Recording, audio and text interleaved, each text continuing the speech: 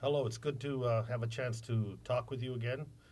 This is our update about what is going on in the district and more specifically what's going on here in Washington, D.C. I haven't had the opportunity to have these discussions with you. I've been in the district. It's been great to be home and to be able to meet with people and talk about the important things that are going on. What's on people's mind is the economy, jobs, protecting Social Security, protecting Medicare, protecting access in Arizona, and they want their members of Congress to come back here and do something about fighting for those things.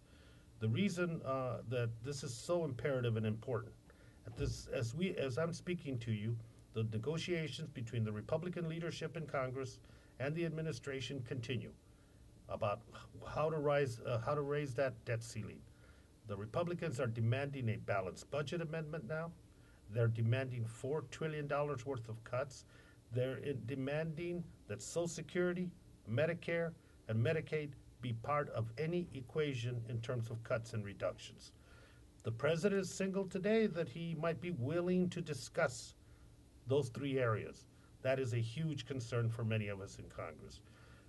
I, along with members of the Progressive Caucus, have circulated a letter, and we're getting members to sign it, a letter to the president saying essentially this: Social Security, Medicare, Medicaid has to be off the table. If it is not off the table, then we, as members of Congress and as Democrats, cannot and will not vote for any budget deal that cuts benefits for those three programs, Social Security being the primary one, Medicare being a primary one, and Medicaid being a primary one. This whole discussion about the debt ceiling has been more ideological and philosophical and political than it has been fiscal. Social Security did not cause the fiscal crisis in this country.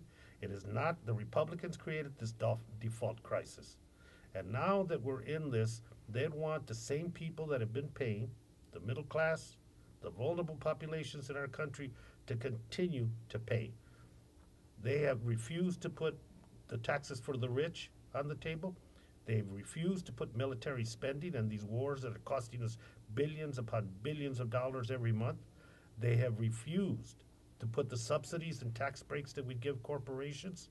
And so it is not fair to demand that Social Security, Medicare, and Medicaid be on the table for cuts while those other areas are protected.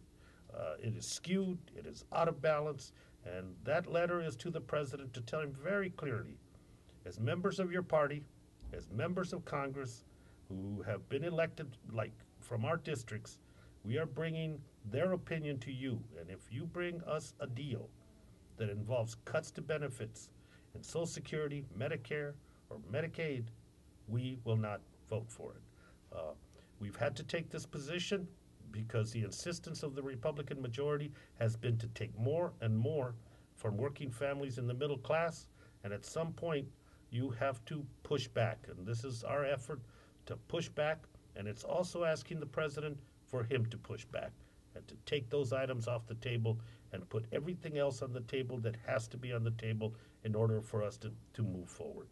I want to thank you for your attention to this issue. You can reach us in our office. We're available to comment on this, but as these negotiations are ongoing, so we will try to keep you updated to any recent event that may occur.